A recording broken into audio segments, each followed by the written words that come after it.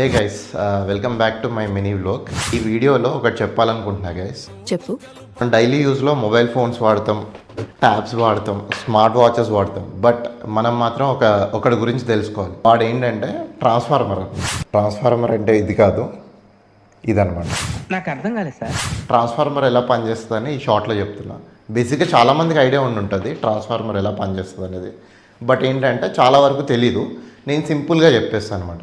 ఒకవేళ వీడి గురించి తెలుసుకోకపోతే వీడు రేసుకొని చచ్చిపోతాడు, ప్లగ్లో ఏలు పెట్టి మరీ చచ్చిపోతాడు. ఎస్. సో తెలియని వాళ్ళ కోసం అయితే చెప్తున్నా. ట్రాన్స్ఫార్మర్ ఎలా పనిచేస్తుంది అంటే 2 టైప్స్ ఉంటాయి. Step down transformer, step up transformer. ఇది మ్యూచువల్ ఇండక్షన్ మీద పనిచేస్తుంది అనమాట. బేసిక్గా మనం డైలీ లైఫ్లో చూస్తూనే ఉంటాం. మనం ఏసీ వాడుతున్నాం, టీవీ వాడుతున్నాం, వైఫై వాడుతున్నాం, ఎలక్ట్రానిక్ డివైజెస్ ఏవి వాడుతున్నాం అన్నా కూడా వాళ్ళు లేకపోతే పని కాదనమాట. యాక్చువల్గా మనకి ట్రాన్స్ఫర్ అయ్యే వోల్టేజ్ ఏదైతే ఉందో 230 కాదనమాట. మనకి 1100 kV, 400 kV పెద్ద పెద్ద అమౌంట్లో మనకి వోల్టేజ్ ట్రావెల్ చేస్తుంది అనమాట. ఒక ప్లేస్ నుంచి ఇంకో ప్లేస్కి. ఒక దగ్గర జనరేట్ అవుతుంది, ఆ ప్లేస్ నుంచి ఇంకో ప్లేస్కి మనం చూస్తాం కదా, హెచ్టీ కేబుల్స్ వస్తూ ఉంటాయి, పెద్ద పెద్ద టవర్స్.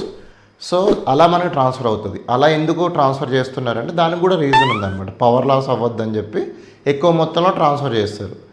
అందులో స్కిన్ ఎఫెక్ట్స్ ఉంటాయి, అవలాంగ్కి, సో చాలా ఎఫెక్ట్స్ ఉంటాయి.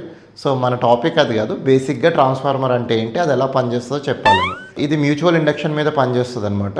మనం బేసిక్గా చాలా వరకు స్టెప్ డౌన్ ట్రాన్స్ఫార్మర్సే ఉంటాయి, వీటిని డిస్ట్రిబ్యూషన్లో వాడతారనమాట. సో ఈ ఇన్ఫర్మేషన్ మీకు నచ్చింది అంటే లైక్ చేసి సబ్స్క్రైబ్ చేయండి గైస్. ఒకవేళ ఇన్స్టా నుంచి చూస్తుంటే ఫాలో చేయండి. Yeah, thanks for watching.